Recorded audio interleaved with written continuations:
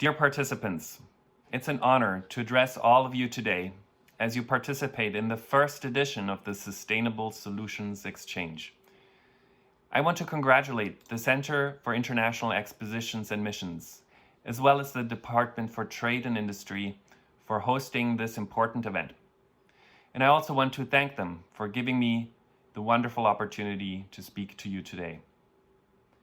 My name is Kaufholz, and I'm the head of affiliate programs at the World Economic Forum's Global Plastic Action Partnership.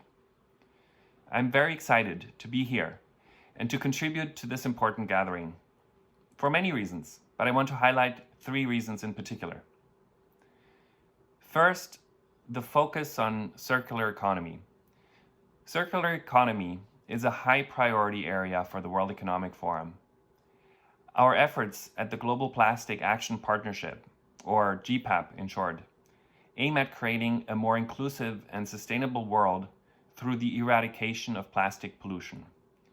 We convene relevant stakeholders, create insights and action roadmaps, and catalyze impact on the ground across a growing number of countries.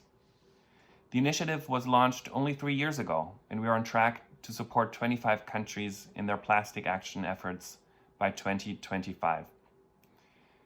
GPAP is a core initiative of the World Economic Forum's circular economy work, so I'm particularly excited that the focus of your discussions lies on promoting circularity and changing the way we do business.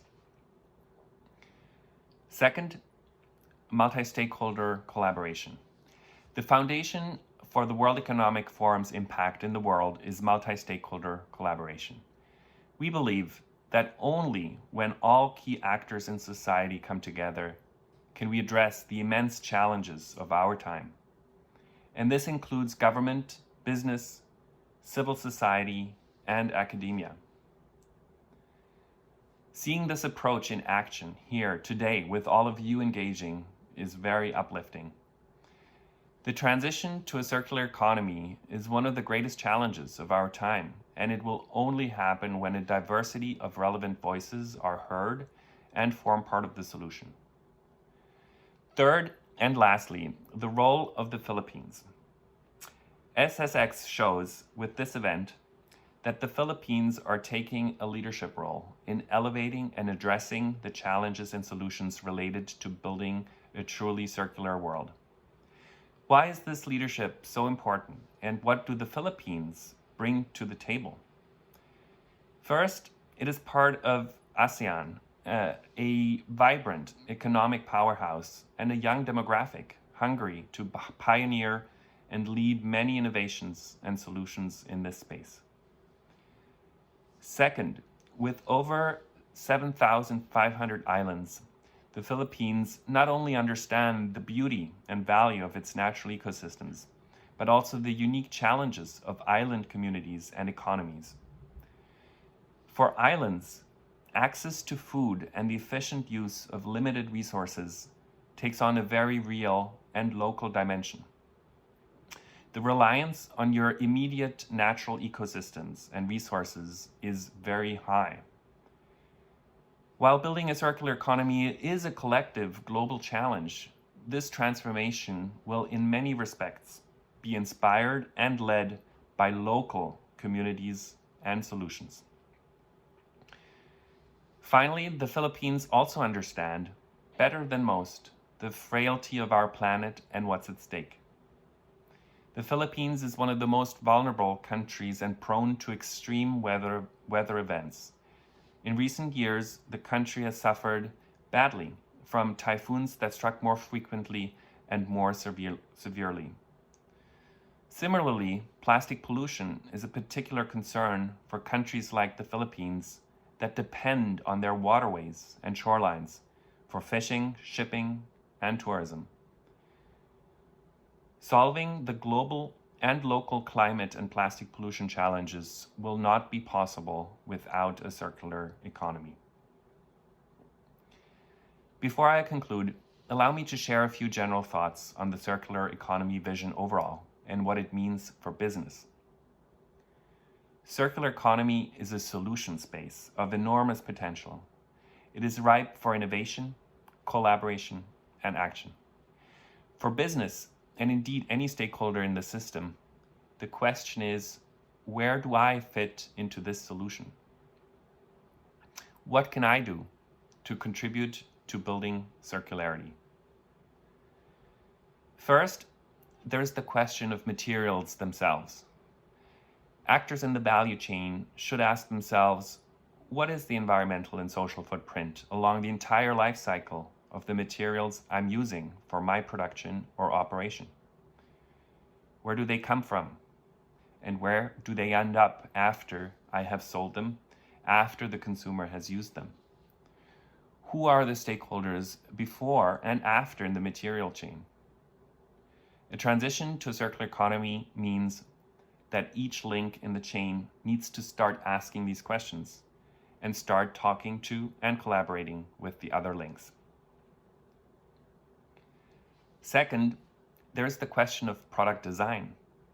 How do we design circularity into the products we make? For example, how do we design products so that they are more durable, that they can more easily be broken down into its original components, and that these components are not only recyclable in theory, but also in practice? Third, and maybe most importantly, there is the question of business models. Beyond materials and product design, how are my products and services delivered and used? In this area, businesses should look at their value proposition and their operating model. How can I keep products in the economy longer? How do I, from the outset, minimize the amount of material or the number of products involved in my model, in my business model, in my processes? In other words, how can we do more with less? How can we decouple value from volume? In some cases, this can mean moving from product to service models, from the material to the virtual or digital. But of course, in many industries, including food, personal care, home care, fashion, the physical product is essential. Still, these sectors are also ripe for disruption. In fashion and accessories, where can reuse and rental models play a role? In the food industry, what refill and reusable packaging systems can replace single-use? Overcoming the single-use model and mindset that dominate today's consumption models will arguably be the single biggest challenge to create a circular economy. Working in the plastic space, this is what keeps us up at night. Like other countries, a high dependence on single-use plastics like multi-layer sachets and pouches has led the Philippines to become a sachet economy that continues to worsen the alarming levels of marine plastic pollution in the region. According to estimates by the World Bank, the Philippines consume a staggering 163 million pieces of sachets every day. A staggering 2.7 million tons of plastic waste are generated in the Philippines each year, and an estimated 20% end up in the ocean. Beyond the environmental impact, the livelihoods of the coastal communities and the fishing, shipping, and tourism industries are especially affected by marine debris. The Sustainable Solutions Exchange you are convening here this week is a powerful signal and opportunity for coming together and creating the solutions and partnerships needed. The World Economic Forum is keen to accompany the Philippines on this journey. Our circular economy team is already implementing a number of programs in Southeast Asia together with our partners in the region, focused on innovation, policy, behavior change, inclusivity, metrics, and finance, including in Singapore, Indonesia, and Vietnam.